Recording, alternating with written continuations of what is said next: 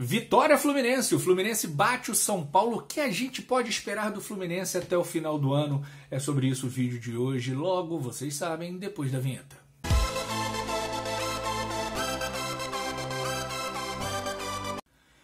Fala galera, saudações tricolores, tudo bem com vocês? Ô, maravilha, uma segunda-feira após uma grande vitória do Fluminense, não é mesmo? Você até esquece um pouquinho que é segunda... Não, mentira, não dá pra esquecer que é segunda-feira não. Mas o Fluminense venceu nesse domingo à noite no Maracanã diante de 45 mil pessoas. Podia ter mais, torcida tricolor, depois da classificação da Libertadores, da vitória contra o Atlético, né? Mais de 50 mil, era muito desejável, para não dizer obrigação, porque ninguém tem obrigação de ir a estádio. Mas seria muito bom, né, se o Maracanã estivesse completamente lotado, né, para um jogo muito difícil, contra um adversário muito difícil que nos venceu no Morumbi por 2-1, graças, evidentemente, né, à falha do Fábio. Né, senão o Fluminense teria arrancado um empatezinho lá e estava tudo bem. Mas o São Paulo conseguiu a vitória no Morumbi e o Fluminense devolveu a vitória no Maracanã. E o jogo começou, né, com o São Paulo um pouco mais ativo, vamos dizer assim, né, buscando a velocidade, tentando marcar alto. E aí o São Paulo tem uma chance clara, né, com o William Gomes. Ele entra, passa pelo Samuel Xavier e como marca mal o Samuel Xavier, impressionante.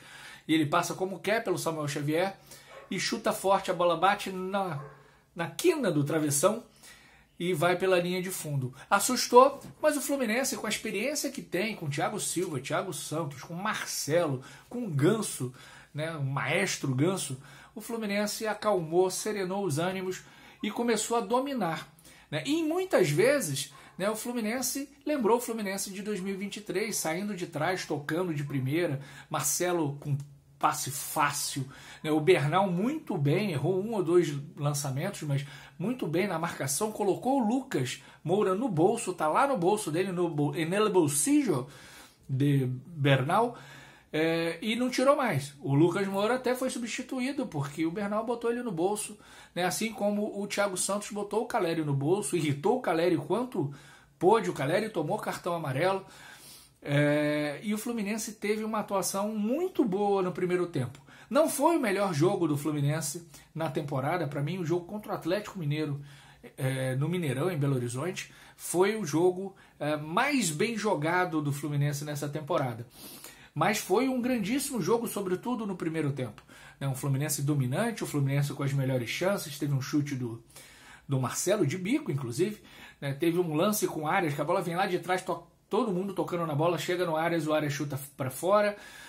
E o Fluminense, aos 30 minutos, né, tem uma jogada que a torcida do São Paulo está no mimimi, no chororô, sem fim até agora, que fomos roubados, que todo jogo é a mesma coisa. Aliás, não é só a torcida do São Paulo, né? A mídia de todos os times é um pé no saco. A do Grêmio reclamando da arbitragem, eu vi os lances, para mim, poderia expulsar ou não expulsar, poderia marcar ou não marcar o pênalti, mas não foi nada de roubo. Na dúvida, é sempre contra o Grêmio, é sempre contra o São Paulo, é sempre contra o Fluminense. Gente, vamos parar. Vamos parar de fazer coro, né, ao fanfarrão do John Textor. Tem problema na arbitragem? É óbvio que tem. É óbvio que tem problema na arbitragem. O cartão amarelo para o Thiago Silva no final do jogo é um dos problemas, né, porque ele demorou um pouquinho, não foi muito para bater a falta, e o árbitro foi lá e deu um cartão amarelo nele. Mas isso quer dizer que o árbitro estava mal intencionado para prejudicar o Fluminense? Pelo amor de Deus. Menos. Há, sim, prejuízos para todos os times, né, durante o Campeonato Brasileiro, porque a arbitragem é ruim, é péssima.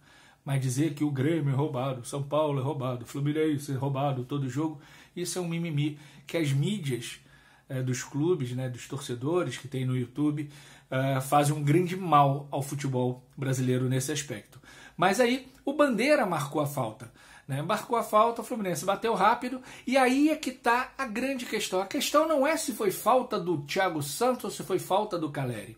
A questão é que, aparentemente, o árbitro faz o sinal de vantagem. Mas ele não fez um sinal convicto de vantagem. Ele levanta um braço, depois levanta o outro. Não levanta os dois braços indicando a vantagem. E o Thiago Silva para a bola com a mão e bate a falta rápido. Se ele deu a vantagem, o Thiago Silva não poderia tocar a bola com a mão. né? Então essa é a grande questão. E ao contrário do que a mídia são paulina, 1 ou 2 canais têm dito, que o VAR chamou o árbitro, não. O VAR não chamou ninguém, né? Todo gol é revisado, há uma conversa entre o árbitro e o árbitro de vídeo, e o árbitro de campo disse, eu quero ver. Dá para fazer a leitura labial, se a mídia chorona do São Paulo quiser, e ele vai ver. Né? O que ele foi ver, a gente não sabe, né? Pelo menos até agora, na hora que eu estou gravando o vídeo, não foi divulgado o áudio, né, do VAR. Mas ele foi ver alguma coisa e ele valida o gol. Então, no momento que ele valida o gol, então fica claro para mim que ele está dizendo, eu não dei vantagem, tá tudo certo, bateu, vamos lá, e é gol do Fluminense. Né? E o Fluminense continua dominando. Isso foi aos 30, 31. O Fluminense continua dominando o jogo no primeiro tempo. Não tem mais grandes chances de ampliar, mas é dominante, não sofre. O Fábio, espectador total lá, um chute de longe que ele encaixou e tal, mas nada mais que isso. Vem o segundo tempo e o Fluminense não muda, o São Paulo muda, coloca o Luciano, coloca o time mais para frente e começa a dominar territorialmente o jogo, mas sem criar grandes chances. A rigor, criaram 2 oportunidades. Uma criada mesmo, que é a bola que entra pela direita, eu não me lembro se foi o William Gomes ou algum outro jogador que chutou, e o Fábio faz uma defesaça no chão, rente à trave, né, uma defesa espetacular, mais uma do Fábio, e aí a gente vê mídia são paulina dizendo, o goleiro de 43 anos, meu amigo, é o Fábio. Né? Quem é Rogério Ceni perto do Fábio? Nada. O Fábio sempre foi muito mais goleiro que o Rogério Ceni, e sim, é o maior injustiçado em termos de seleção brasileira, se bem que eu quero que a seleção brasileira se foda, mas é o maior injustiçado, acho que de todos os tempos, por não ter disputado uma Copa do Mundo pela seleção brasileira, porque é um goleiraço, sempre foi e vai ser assim até o final de sua carreira. O Fábio faz a defesa e o São Paulo continua ali rondando territorialmente, mas sem criar. Depois tem lá um bate-rebate que o Thiago Silva tira 2 vezes, mas aquela jogada confusa que a bola vai, a bola volta, parece um pinball, né? Quem não sabe o que é pinball, pesquisa no Google. E o Thiago Silva tira dali, dá um esporro em geral, porque foi um erro de posicionamento da defesa do Fluminense. E o Fluminense com as mexidas, não tanto pelas mexidas, mas porque o São Paulo tem uma capacidade ofensiva muito limitada, embora tenha bons jogadores, Lucas Moura, Caleri, Luciano, né, o próprio William Gomes, entrou o André Silva, entrou o Eric, né, tem bons jogadores ofensivamente, mas o conjunto ofensivo não funciona adequadamente. E aí o Fluminense com as mexidas, entrou o Felipe Melo, entrou o Guga, entrou o Lima, entrou o Keno, né? E o Fluminense começa a equilibrar, né, o domínio de bola. Isso é muito importante no futebol. E aí quando ele começa a dominar, né, o território, o campo de jogo, o São Paulo não tem mais chance de gol. E aí é o Fluminense que vai num passe espetacular do Guga, né? O Keno corta para a esquerda, que não é a melhor perna dele, mas chuta forte, cruzado, e o goleiro falha. Não é um frango, né? Justamente por isso. A bola vem rasteira, cruzada, forte, né? Difícil de fazer uma defesa, mas ela passa por debaixo da mão do Rafael, do bom goleiro Rafael, e morre no fundo das redes. E aí o Fluminense, que já era soberano, garante a vitória, uma vitória importantíssima que leva o Fluminense, né, para fora da zona de rebaixamento, com 27 pontos, e com um jogo a menos. Vencendo o Atlético Paranaense, abre 5 pontos para o Corinthians, que é o primeiro time da zona de rebaixamento, e agora é pensar no Juventude. 2 semanas de treinamento, 2 semanas para recuperar o Cano, 2 semanas para entrosar de vez o Bernal, muito bom jogador, o Martinelli vai estar à disposição no próximo jogo. O Nonato foi razoável, não foi espetacular, mas cumpriu o papel dele, mas o Martinelli é mais jogador que o Nonato.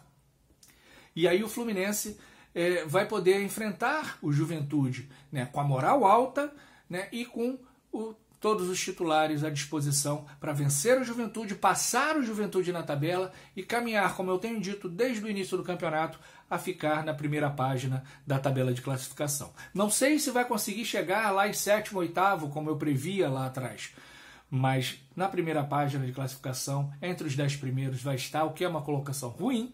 Evidentemente é uma colocação ruim, mas é muito melhor do que a desgraça que se avizinhava. O Fluminense é gigante, o Fluminense é o campeão da Libertadores, o Fluminense é o campeão da Recopa, né? E nada vai diminuir a grandeza do nosso tricolor. Valeu, galera, um grande beijo, um grande abraço. Tchau, tchau.